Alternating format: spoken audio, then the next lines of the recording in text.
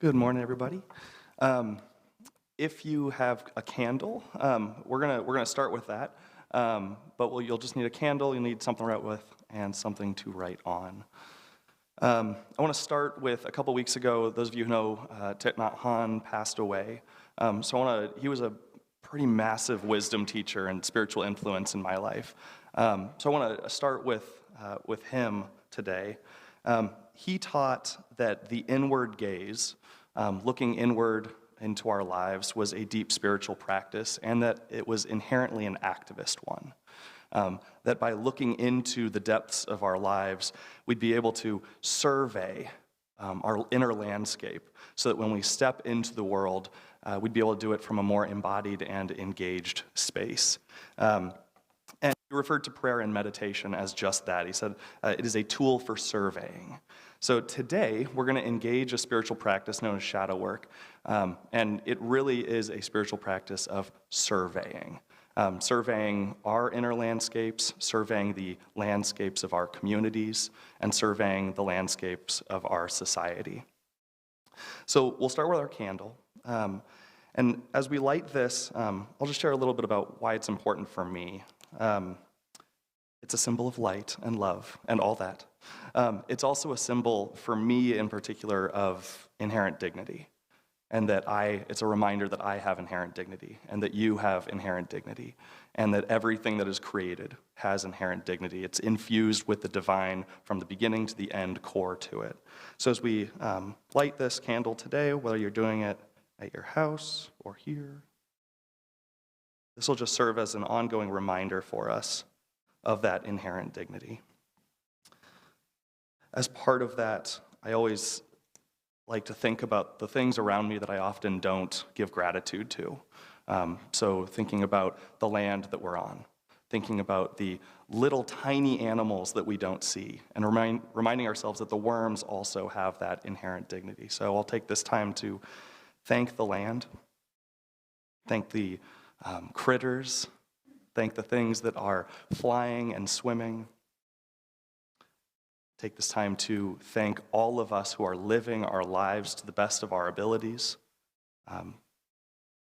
Thank all of us who are living our lives through that which has been done to us, through that which has been done around us that make it sometimes hard to live our lives. Thanking the Duwamish people on whose land I'm speaking today, thanking the Puyallup people on whose land I live in Tacoma, and thanking all the stewards, our ancestors before us, our descendants after us, but all those people who will come and have come to honor our land. And so that's what the candle is for. So at any point today, if you lose focus, lose attention, if you're at home folding your clothes, just a reminder that the candle is there as an anchor to bring us back to that core of ourselves that is yearning for something, and oftentimes is yearning for that which is already there, which is our core soul, love space, inner heart space, inherent dignity, whatever you want to call it. This morning we're going to dip our toes into shadow work. And so I'll start with a working definition of shadows. Shadows are the parts of ourselves that we don't want others to see.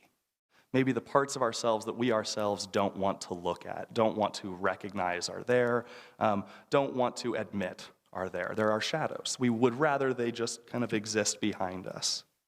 Let's leave them unseen in the darkness.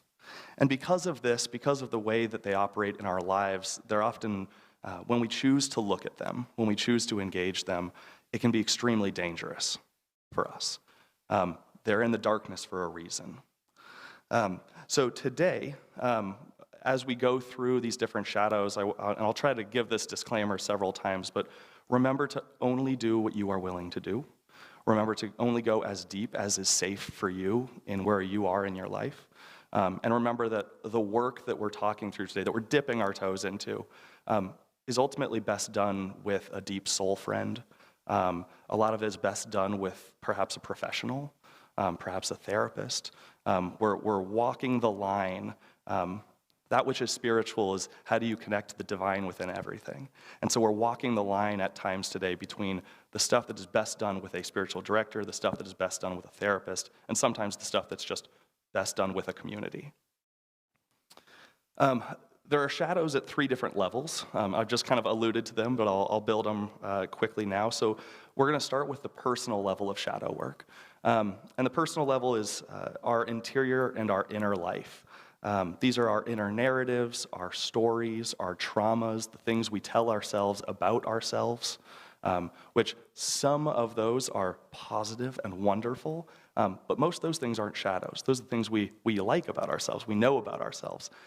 Shadows are usually the negative ones, the things that we tell ourselves about ourselves that pause our ability to see ourselves as who we truly are. Then there is the communal shadow level. These are the things that our specific communities don't really want to deal with. They'd rather not see, they'd rather not look at, talk about. These could be institutional failings, these could be communal concerns, these could be institutional struggles. And when we say communities, we're talking about, it could be a family of 3, 4, 5, 6, that could be a community. Or we could be talking about a faith community.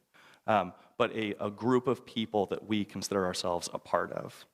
Could be a volunteer organization. And then there's also the societal level. And at the societal level, these are the things that, oftentimes these are the easiest ones to see. These are the shadows that appear too big to fail. How dare you question them? If we do question them, everything could fall apart. Our entire way of life could crumble. So these are oftentimes the easiest ones to see. But that's also another layer of shadow work. For those of you who are familiar with Richard Rohr, he writes about shadow work, and he says, if we do not discover a prayer practice that invades our unconscious and reveals what is hidden, we will actually change very little in our lifetime. And so that is the importance of shadow work. How do we expose the inner life or the hidden parts of capital R reality? How do we expose them so that we can begin to work with them? It's a spiritual practice. It's a prayer practice. It's a way to recognize at each of these levels the things that distort our view, distort our lens through which we see the world. Let's start. Let's do personal shadows first. I'll name that these are some of the hardest ones. The personal shadows are often the hardest because they're the most intimate to us. And so as we go through it, just another disclaimer, go as deep as you are able to and is safe for you. Today is also just a dipping of the toes. So we're not going to go too deep into any of these levels. This is just to give you an idea. Personal shadows are the parts of ourselves that we don't want others to see or that we don't want to admit exist for us. So here's an example for me. When I was younger, I dealt with a lot of deep body shame. I was born just a little bit bigger. And so when I was in school, I would constantly get made fun of for having cankles and just get a lot of ridicule. What I internalized that as, so body shame, that was one level. What I internalized that as was I'm not good enough. No matter what I do, I am not good enough. And so while many years later, a lot of the body shame has gone away, that deeper shadow I continue to exist with, that I'm not good enough, that deep inner narrative. And part of my shadow work is naming that.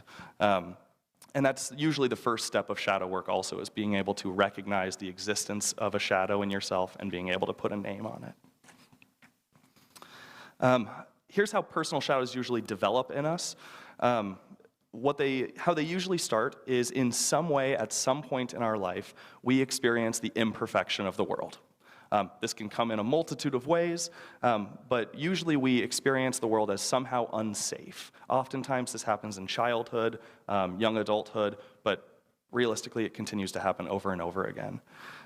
This could be a parent that doesn't give us what we want or show up in a way that we need. I think of parents that are very distant from their children. Oftentimes the child will, and I'm saying this as a high school teacher somewhat, but oftentimes that child will start to internalize reasons to explain why their parent is not showing up for them. Am I not lovable? Am I not good enough for this parent? And so they begin to spin these inner narratives that place themselves within the imperfect world.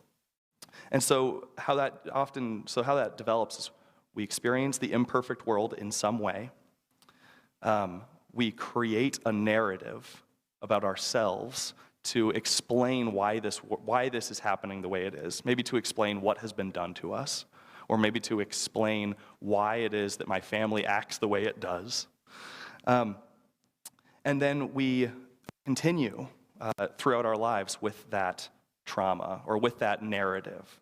Here's another example. I think of societal messages on TV, specifically beauty myths. A child or a person who grows up seeing nothing but extremely thin people on TV might see that message, see that implicit message, see that imagery, and say, well, I'm not that.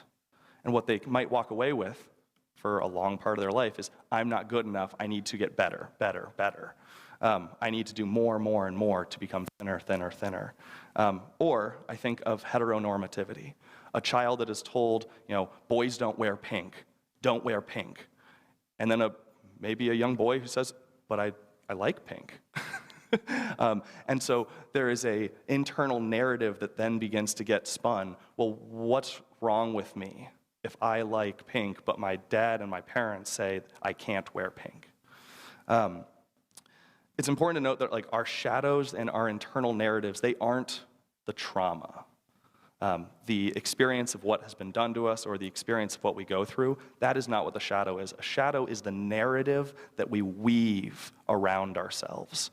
The shadow is what, essentially, our processing of what has happened that carries with us. I had a student that's like this pretty much every year, but there's one student who comes to mind. He grew up in a deeply abusive household. And he grew up in a household that was deep in poverty. And so when he came to school, he showed pretty much all the traits of a kid who didn't believe in himself, a kid who didn't see any natural end point for him, doesn't dream of college, just is in the right now. And what over the course of several years getting to know him, what I identified in him, and he really identified, I actually remember the moment he identified, that what he had internalized from growing up in deep poverty, from growing up with having been abused, is that I did something to deserve this. I am the reason that this happened to me. Or in other words, I'm not good enough, something's wrong with me. That's an internal narrative that can then continue in a person's life. So that's a shadow. This should be pretty familiar for those who are aware of developmental psychology, but this is also deeply spiritual. So Jesus refers to this as the logs in our own eyes. The things that we don't notice are there, but completely distort the way that we see the world. And so the goal of shadow work is to start noticing the logs. Start noticing the things that are there. Start noticing the ways in which our perception of the world is distorted by our own internal narratives. Up on the screen, we're going to put 9 of the core shadows that many of us experience internally. These are narratives we don't want others to see, and we might not necessarily want to admit either. I'm going to read through them really quick, but I'll name beforehand, just like my body shame, right? What I could identify easily was that I was experiencing body shame. I was ashamed of my physical appearance. When I dug deeper, that's when I started to notice, actually, this is the shadow of I'm not good enough. There's something underneath this body shame. The body shame experience went away, but I was still left with this deep inner narrative. So as I read through these 9, you might not resonate immediately with any of them, but think about the other inner narratives you might carry that underneath them, one of these might connect. And then as I go through them, feel free to write down 1 or 2 that either resonate with you at this point in your life, or maybe have resonated with you at another point in your life. So here are the 9. I'm not good enough. I'm not important. I'm not lovable. I am alone. I am worthless. I am not in control. I am not free. I am my trauma. In other words, I am what has been done to me. Or I don't know who I am. These are just 9 of them. There are obviously others, but I'd like to give you a second just to jot down if any of those hit, if any of those resonate. So we'll just take maybe 10 seconds, process through those 9 on your own. Do any of those connect with your experience of the world?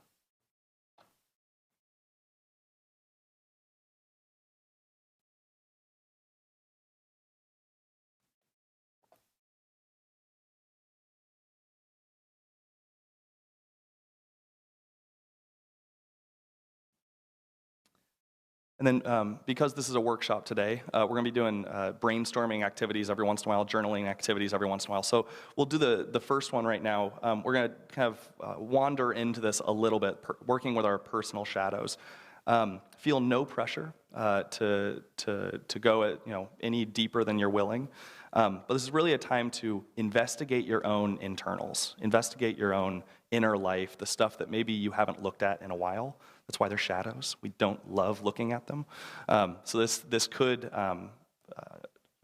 be really difficult. This could be too difficult to do right now, and that's like okay. If at any point during this you realize you need to stand, stretch, move around, like our body holds emotional charge. And so it's very, I'll give an example. A few weeks ago, I was in a conversation, and there were 3 people basically yelling at each other. And I'm just sitting here like, oh, this isn't good. And I had this feeling in my body I started to sweat, and I realized, like, I need to get out. It was this big avoidance. I need to get the heck out of here. And that's an example of our bodies hold the energy and the emotional charges that are around us. And so as you dive into your own inner work, it's very possible you're going to feel in your body tension. For me, a lot of it is clenching of my jaw, tension in my shoulders and my back. So if at any point you realize, like, oh, I'm holding that, my shoulders are just like living like right here, feel free to let them go, take a moment, breathe deep into that space. So I'm going to offer a few questions, and we'll just take about 1 minute each for each question. Feel free to journal, draw, doodle, bullet point, mind map, whatever is your method of putting stuff down. Or if you're more of a ponderer than a writer, take time to ponder. There's literally no perfection here. There's no perfect way to do this. So here's the first question, and we'll spend about a minute with it. What negative inner beliefs or narratives do you carry about yourself? What negative inner beliefs or narratives do you carry about yourself? This could be inner beliefs, thoughts, maybe one of the shadows that I just named earlier. But let's just take a minute, just jot down what negative inner beliefs or narratives do you carry about yourself?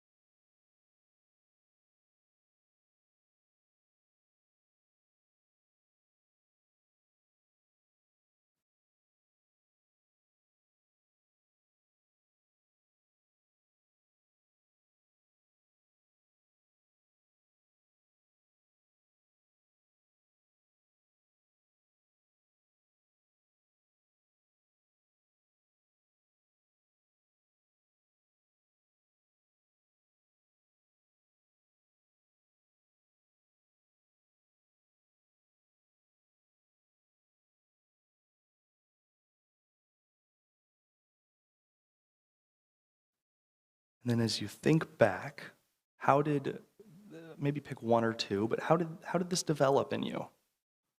what events helped it to develop in you, maybe what people were in your life who helped it develop in you. But as you think back on your life and these inner narratives you're carrying, how did they begin to show up? What are their origin stories? And we'll take about another minute or so.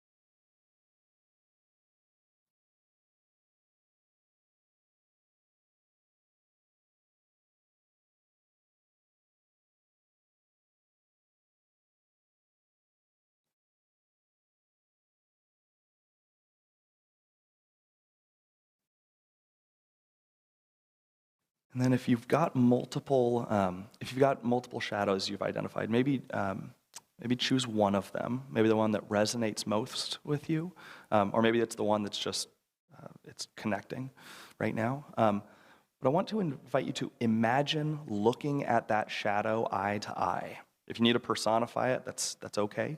But imagine looking at it eye to eye and recognizing it, saying, I see you. Naming it, recognizing it, I see you, putting it on blast. And then the question is, what does recognizing this shadow, being able to name the shadow, what does it feel like in your body? If you're not feeling it right now, then really imagine looking at it eye to eye, this part of you. Where do you feel it in your body? Is there a body reaction?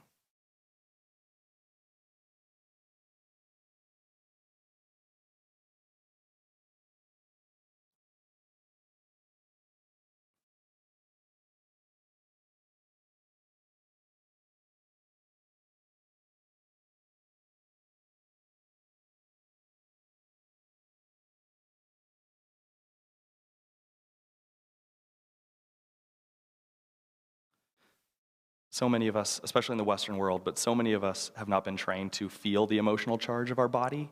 And so that's part of this work, is that it can't be intellectual. You've got to be able to name it, recognize it, and then feel it. And so that's a big part of that body practice. It has become a constant in my life. But whenever I feel out of control, which is another one of my big shadows, oftentimes when I feel out of control, I ask myself, where am I feeling it in my body? Or I can do it in reverse. Whenever I feel my shoulders clench, I ask, what am I trying to control right now? And almost always, there's something. So that's a quick body practice you can take with you, is just in the moment, checking in with your body. What am I feeling right now? Where is my stress being held? Where is my tension? For me, I clench my fist a lot. It's a lot of jaw clenching and then shoulders. That's just where I carry my tension. My partner says that my back is basically just a bunch of knots. So that's a pretty clear indicator. And we'll pause on the questions. We'll pause on shadow work for the personal level, but that's just a little taste of the kind of questions you can ask yourself. What are the things that I don't want others to see? What are the things, the parts of me, the inner narratives that I don't maybe necessarily want to look at? And then how can I set aside some time to do that work? I highly recommend with the personal shadows, seeking out a therapist, seeking out a deep soul friend, someone who can challenge you and question you, but also someone who can encourage you to keep going when maybe you touch upon something in your inner life that you'd much rather shut down and walk away from. Someone who can hold you accountable to the life that is yours. Here are some other questions you could ask just for your further engaging of the personal shadow. How has the shadow impacted your life and relationships? We are communal beings. So you can always ask yourself, how is this manifested with my partner? How is this manifested in my relationships otherwise? What can you learn about yourself from your shadow? When I've identified that being out of control is one of my shadows, it tells me a little bit about myself. It gives some language for why I do some of the things I do. Or another one, how does the shadow impact your ability to see the divine or see the good in everything? How is it acting as a log for you, to go back to Jesus' words, right? How does it act as something, as an impediment to me being able to engage the world as capital R reality or as capital G good? We started today lighting candles and naming that it can be a symbol of our inherent dignity. So let's just take a pause before we move on. And we'll return to that. So I'll invite you, if you're at home, to close your eyes, or if you're here, to close your eyes, or find some space in your room to soften your gaze. And just take a moment to check in with yourself. Maybe that'll start with a little bit of breathing, just recognizing what's your breath doing right now.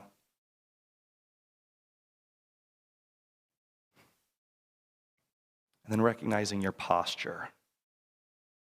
Are there any muscles in your body that are clenched up? If so, give them permission to chill. Give them permission to let go. Sometimes personal shadow work can engage the fight or flight mechanisms that we have, and that can often show up in our physical manifestation, our body tension. So giving it permission, you're all right. And then returning to the symbol of our inherent dignity, recognizing that in this work, the ground of the being that is us is good. That there is an inner light or an inner inherent dignity that has the power to shine light on our shadows. Not in a way that damages us, not in a way that hurts us or harms us or perpetuates violence, but in a way that illuminates and allows us to have a better sense of what is. Maybe take a deep breath, and we'll move on to the next level. I'd also say that based on what you've written, if there is one insight that you've had that you maybe want to continue working with, or just an insight that, oh, this is interesting, feel free to put a box around it or circle it.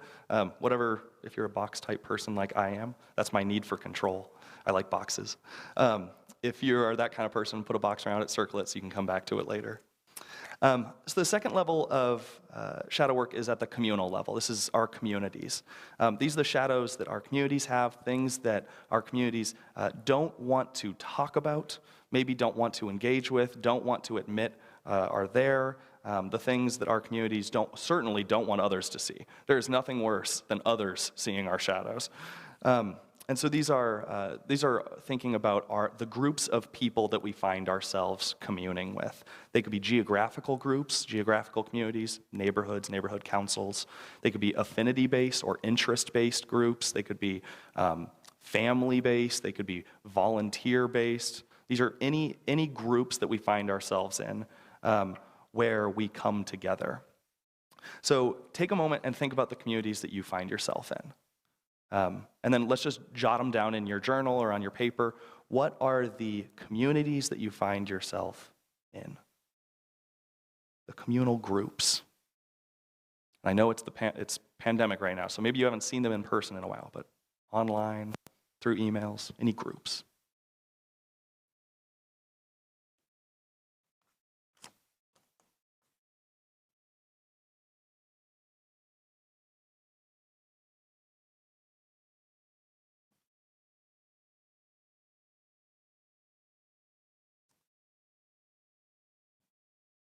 Could be family groups, friend groups, workplaces, volunteer orgs, faith communities. This could also include broader communities, so not just a local faith community, but the community of Christianity. So general religious tradition. Could be political groups or political identities. Could be spaces of learning that you might find yourself in. If you are the frequent of a Facebook group, it could be that group.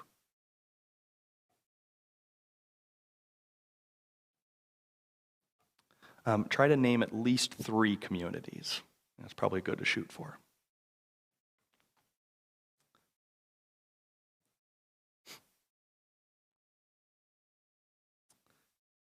We're going to do we'll do a shadow brainstorm. So I'll show you an example in a second. Of the communities that you've brainstormed, maybe put a circle around 2 of them. Maybe these are the ones that you resonate most with, or maybe you spend the most time with. Or if you think about shadows and what you know about shadows so far, you just think, man, this group's got a lot of shadows. Maybe that's the one to focus on. So maybe just focusing on 1 or 2 of them. I'll show you an example of my shadow brainstorm so you can kind of see how I do this, and then I'll invite you into the practice of brainstorming. So on the screen is a mind map, and a mind map is my way of, this is totally teacher land, and control land, my way of organizing my thoughts. So I chose a community that actually I combined a couple, but the local church. So this is a combination of several local churches that I've been a part of or that I've worked with or worked in. And so in the middle, I put local church. That's my community. And this might be, this is going to be specific to me, but it might be familiar to you as well. Things I thought about as I was brainstorming. I thought about what are the things that we as a local church don't really love to talk about. I thought about what are the things we'd rather not hear the truth and implications of. So if we really approach this topic, we'd have to actually deal with it. And then I thought about what are the unsaid and unspoken things that are never challenged or brought to light. So that was kind of my jumping off point of my brainstorm. What I put on there, so with the local church in the middle, I identified 3 general themes. The first one on the bottom left is my experience of local church is that there is a deep desire not to deal with the true implications of what harm and healing looks like. And what that means is, what does it mean as a local church to really engage the harm caused to indigenous communities? What does it look like as our local church, right? Like thinking about a very specific local church to recognize and work towards healing of that harm. More than just an acknowledgement statement. What does it mean to really work towards healing? In my experience of local church, that conversation gets to a point and then stops. And usually it stops right where sacrifice would begin, where it would actually have to start, there'd be implications. It's oftentimes, for communal shadows, and all these shadows, think about where the defensiveness is. If you feel defensiveness, chances are there's a shadow being poked in some way. Another shadow that I have identified from my experience of local church is around dwindling membership and financial sustainability. The conversation that actually things don't look good. Actually, we might be in trouble. That conversation might be a general, mentioned a couple times, but the local churches I've been in don't really want to go down that path. And so there's been this experience of, let's touch upon it, but don't go too far. Don't go too far. And another one is theological cohesion. This is a bit of a pet peeve for me. This is what led me out of the church originally. But it's what do we do on Sunday mornings, and how do the things we do actually connect with the theology we have? And so my experience of the local church was a lot of hymns that sung to a God that was up there, out there, that default was male, default was white, and yet the theology of the sermon, or a lot of the theology of people, didn't necessarily resonate with that hymn. So our hymns were these old songs that we hung on to because of tradition, but they didn't actually connect with the vision, the mission, the purpose, the sense of theology that the local church had. I also think about gendered language. My experience of the local church is mostly progressive Christianity, and yet using overly gendered language of God, even though we know God is non-binary, and not really wanting to have a big conversation around that, because that would question the default. I also think of blood sacrifice themes. In the progressive church, our theology has not been centered on blood sacrifice, and yet every year there are at least a couple hymns sung that you go, oh, interesting. So those are some of the shadows that I've identified in the local church for me, things that the congregation as a whole doesn't really come into conversation around and doesn't really want to look at and think about what are the implications of. So let's do this. Let's do a little bit of a brainstorm. So of the groups that you've identified, let's maybe focus on one of them. And we'll just do a brainstorm of what are the shadows that this community you've identified has. And I'll have a couple prompts for you. And you can do this mind map style like I did. You can do this bullet style, once again, whatever, they're your notes. But we'll do just a quick brainstorm of the communal shadows that might exist in that space. And if nothing comes to mind at first, that's okay. Your community might be entirely healthy. That's the dream. Or it might mean we just need to dig a little deeper. So here's the first prompt. Once you've identified the community you're going to brainstorm around, what are the things this community doesn't necessarily want to talk about amongst themselves? What are the things that community doesn't necessarily want to admit or talk about amongst themselves?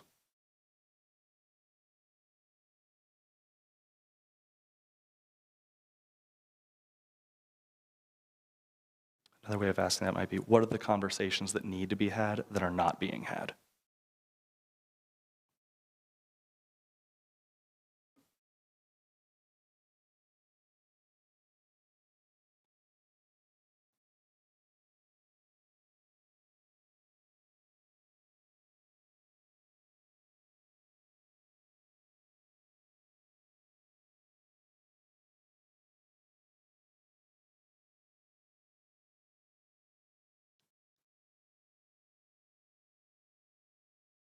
Another question, what are things that the community doesn't want others to see or know about that might make the community look not so great? They could be internal conversations, maybe events, things that have happened, inner dynamics, but what are the parts of that community that they really don't want others to see or know about?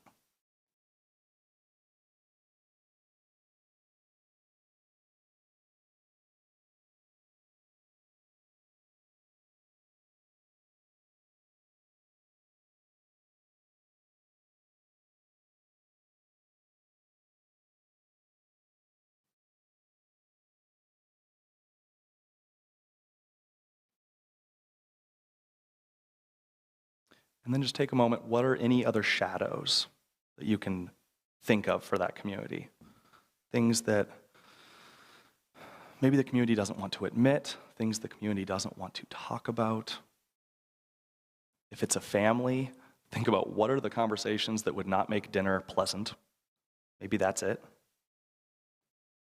If it's a church or a faith community, what are the things that are not being engaged that probably need to be? What maybe the disconnect between what we believe and what we do? Is there something there?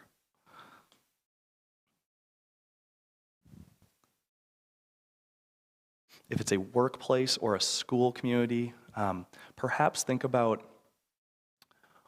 what are the outcomes that are happening right now that are not aligned with the dream for that space? What are the outcomes that are happening that aren't necessarily on purpose, connected to the mission, connected to the goal or the vision of the institution?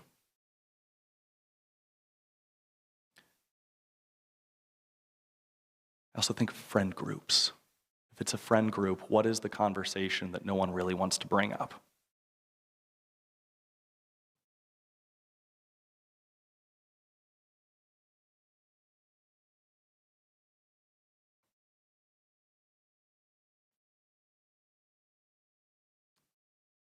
Miraculously, we're somehow on time with what I had planned. So we'll move towards what what we can do with these shadows at the communal level. Just like at the personal level, it all starts with awareness. So being able to name and recognize a thing. So the first step is going to be group awareness of this shadow. And this can be really hard. If maybe your family's like this, but if you're the one person of a family showing up and saying, we need to talk about this thing, that can put you in a very not comfortable space, especially if you're naming something about what the family does. Every time we get together, we just yell about politics. Or every time we get together, we do this. That can be really difficult. So being the person who creates or names the awareness of the shadow can be really difficult because you are questioning the default operating system of the community. Or if personal shadow, you're questioning the default operating system of yourself. The second step after someone has named it, that there is a building group awareness, the second step is around questioning. Asking questions of how did this start? What is its origin story? Asking questions of how did it develop over time? Who continued it? Questions of how am I perpetuating this? How am I adding to this? How have I supported this shadow in my life? How have I supported this shadow in the community? Allowing the community conversation, the questions that are asked there, to then shed more light on the shadow. I imagine a shadow of a tree or a shadow of a person. It's one thing to flash a flashlight really quick and be like, oh, there was a shadow there, light. It's another thing to engage a community conversation, which is like many people putting flashlights on the shadow. In Christianity, we might call this witness, paying witness to a shadow, paying witness to a communal story. We might call it testimony. This is the way I see this shadow. This is the way I have added to the shadow or been hurt by this shadow. In community development circles, there's a saying, questions are more important than answers. And I think that really sticks with this. It's the questioning that's going to be the act of getting people together to do the questioning that really does the work. The third step is once you have named a shadow in the community, once you have begun to question it, what is our experience of the shadow, get educated on it. And this is embodied education. So this isn't all intellectual, it's also in your body education. Getting the community to recognize that learning more is needed, and then to build community practices that can hold the hurt and hold the healing that's going to arise from it. Because there's almost always going to be hurt and healing when shadows are exposed. I think about this with communities who decide, we can't not do this anymore. We need to talk about white supremacy. We need to talk about racism. We need to change what we are doing to engage this. So what this might look like at the education level is we've got to get some group-wide education going. We've got to, as a community, understand what we mean when we say whiteness, or understand what we mean when we say racism. It could be getting together and saying we need to understand our impact or understand our history of impact with indigenous boarding schools. It might mean, I think education is also continual, and this is embodied, right? So creating affinity groups, creating white affinity groups, creating people of color affinity groups, so that people with different identities have a space to go. For those of you who are familiar, white affinity groups where white folks come into a circle together to discuss the ways that the world is racialized and to begin to develop capacity to recognize racialization in day-to-day life. So that could be a community practice around education.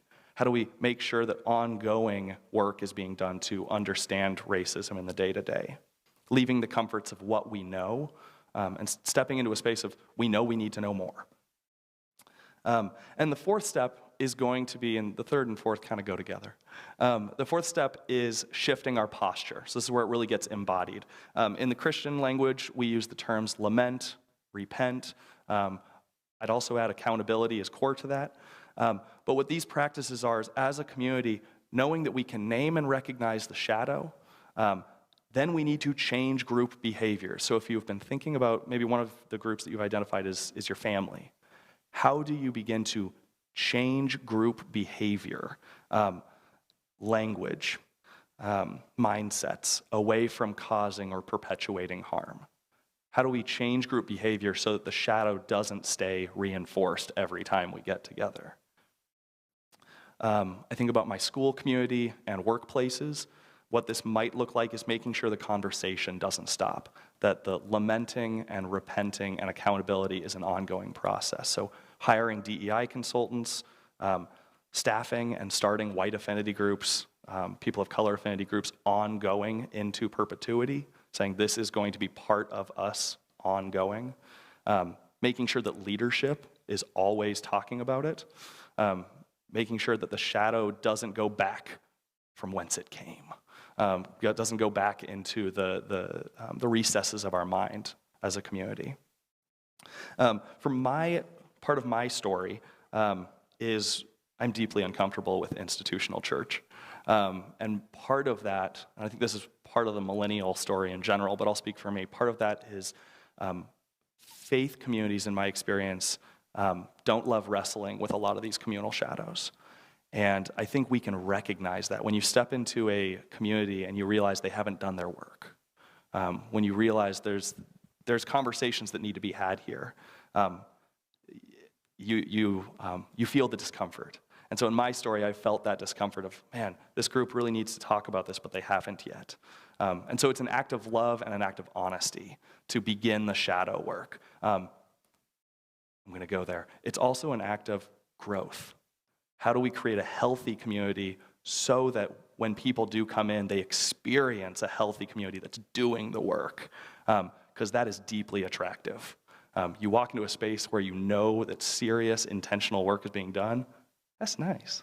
It's scary, but it feels like meaning. It feels like meaning-filled. So in your journal, we're going to move into the societal level. In your journal, maybe put a box around any insight or idea or thought that's popped into your head or popped on the paper in the last 15 minutes or so. Box it, circle it.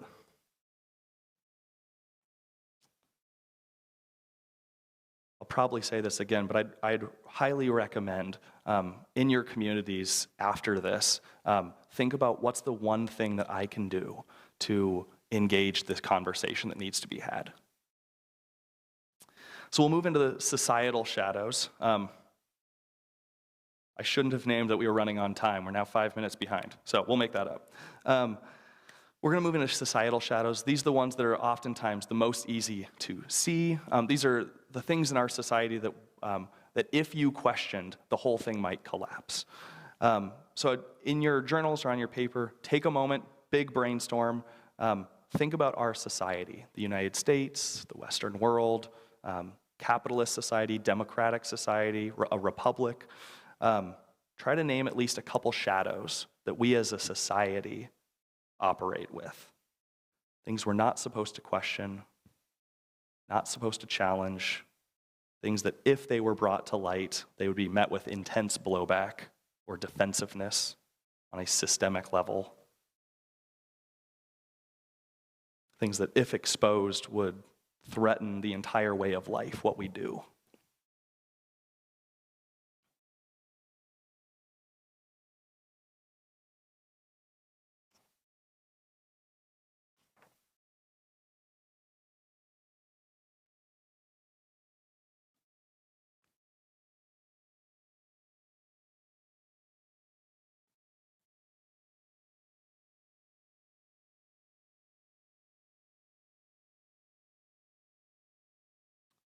Another way of thinking about this is as a society, what are the things that we're not supposed to have conversations about? Or what are the things that, man, when the conversation does happen, there's a lot of people that get real defensive real quick. Here's some examples that I brainstormed this morning before I got here. So these are very specific to me, but maybe they'll connect. When I look at society, I think of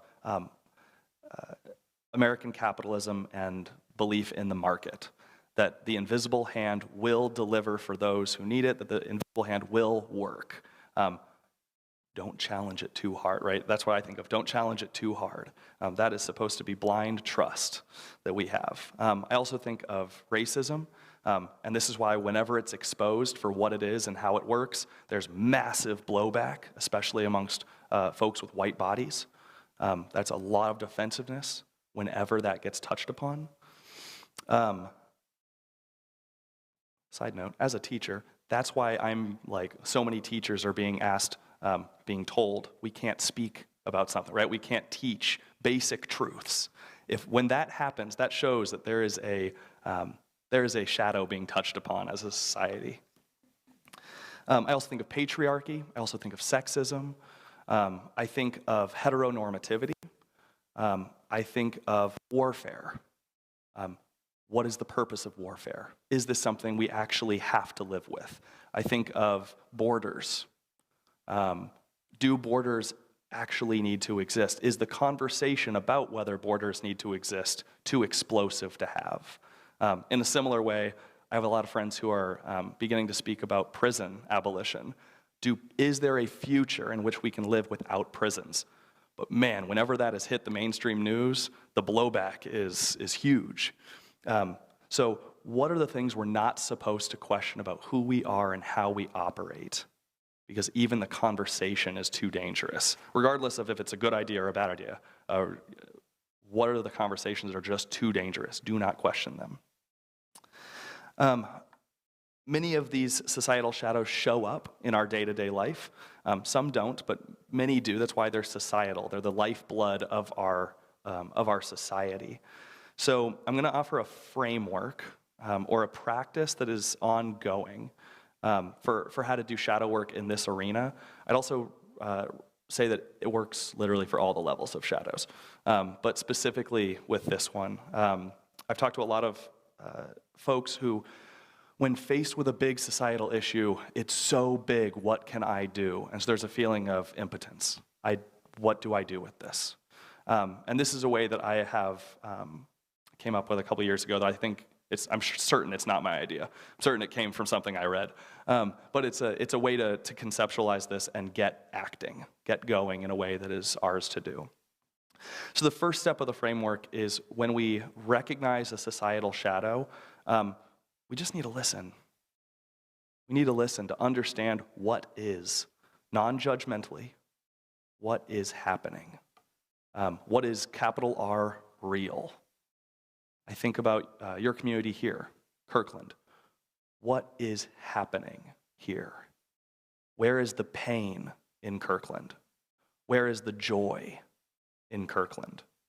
Where is the scarcity in Kirkland? Where is the abundance in Kirkland? What values are lifted up? What values are pushed down? How are shame and guilt being used? So the first step is just to listen. In activist work, I think this is naming the need. What is the issue that is crying out for support? And the second step is to recognize. So recognition, being able to name it. This is the issue. This is the shadow. This is the pain. This is the joy. This is the abundance. This is the scarcity. Being able to name the population that might be hurting. So who is hurting in Kirkland? Being able to recognize or name, this is the way that I have contributed to the harm. This is the way that I have contributed to the scarcity. This is the way that I have contributed to the abundance. This is the way that I have encountered or engaged with that which is real here. Most of us want to spring into action at this point. We've listened, we've identified a need, we have recognized it, we've named it, we know that we've got some gifts and some skills, and so let's bound into action. Let's do a food drive, let's do X, Y, and Z, let's react. And I think that's where a lot of our activist movements also run into a wall a little bit, because what happens is, what often happens is that the reaction is from those who don't have proximity yet to the issue, the closeness, the intimacy. And so lots of problems stem from saying, well, this is an issue in Kirkland over here. Let's recognize it, name it, let's find a solution for it, without actually being in that space. It's how we get charity and not solidarity. So the next step is to return to listening, to go back and to listen deeper before springing into action. Who are the people being hurt by this? What are their names?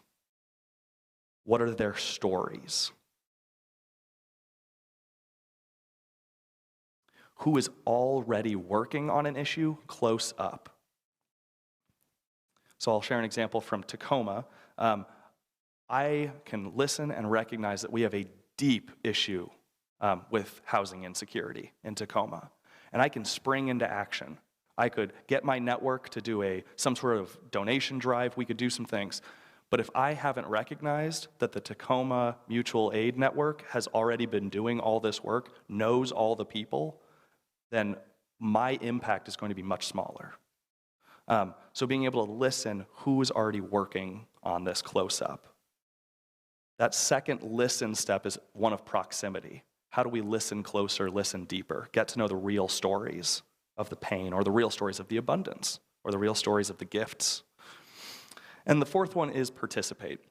So after we've listened, we've recognized, we've named it, we've listened deeper, we've got names and stories, how do we participate with those who are experiencing this shadow? How are we participating with those who are feeling the harm? I'll give an example. Oftentimes, we will step into spaces with I'll call it a to mentality. We have a vision of how we're gonna fix this thing, and we're gonna go and do it. And what often happens is we're doing that to a community that is not ours, or doing that to a person that we never asked, or doing it to something. It's a colonization mindset. Another way of engaging with issues is doing for people. I see a need, so I'm going to solve that need. This is where we get soup kitchens often. How do we quickly do something for someone? Charity. Oftentimes, the thing that's hard there is that we don't know the people, we don't know their names, and we don't know their stories. So there's a limit to how much we can support. And it's not the gospel, the gospel framework. The gospel framework is to come up alongside people in relationship. And so that final step is how do we participate with those who are feeling harm, those who are being impacted by this shadow?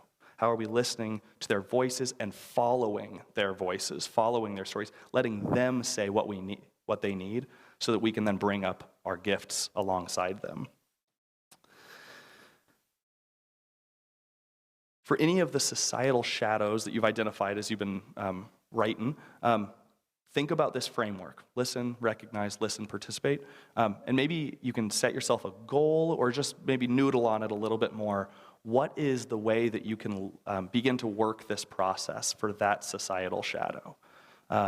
What is a way, and maybe what point are you jumping in at? Maybe you've been listening.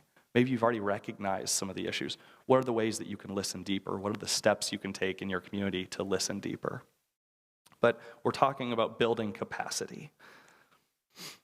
I'll return us to our candle, and then we're probably about 5 minutes from closing out. So I'll just return us to the candle. Inherent dignity. The shadows at each of these levels are ways that our connection and engagement with inherent dignity of ourselves, the inherent dignity of our community, the inherent dignity of our society might become impeded, stopped, paused, altered. And so remembering to return to the core that all things have inherent dignity is important. So let's go ahead and do a quick breath practice, and then we'll close for this morning. So I'd invite you to go ahead and close your eyes if you're comfortable, or find a space in your room to settle your gaze. We'll begin with the breath.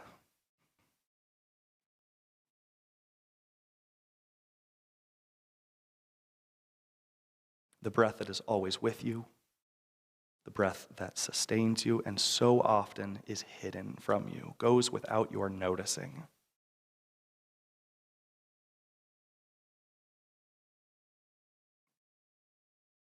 And then notice your posture. Are you feeling tension? Where is your tension being held? Giving permission to that space to relax, let go.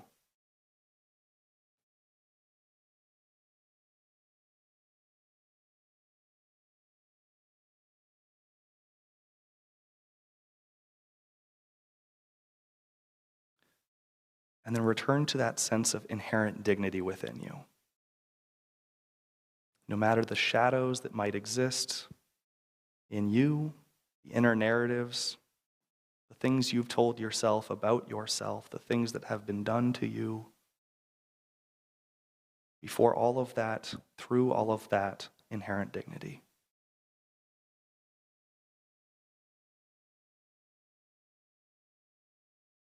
Think about your communities, the groups of people in which you find yourself, the conflict that might exist, the challenges, the dreads, the I don't want to go to work today because I got to deal with this.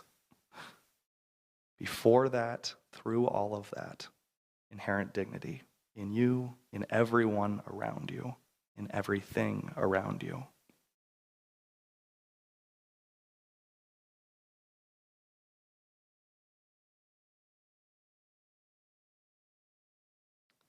Then bring your attention to society in all the different ways that harm is caused, in all the ways that we have perpetuated and contributed to harm, in all the ways that we have felt and experienced harm, in all the people who are working as healers in our communities, as visionaries, as activists. All of the people who don't have time to think about this, to work on this. The day-to-day is a grind. Inherent dignity in each of these people. Inherent dignity in you. Inherent dignity in everything. And that your breath is a reminder of this inherent dignity. Rumi called it the candle in your heart.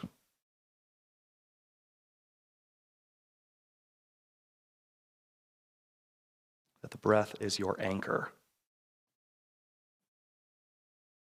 in the work that must be done, that is uniquely yours to do, and at the same time not only yours to do.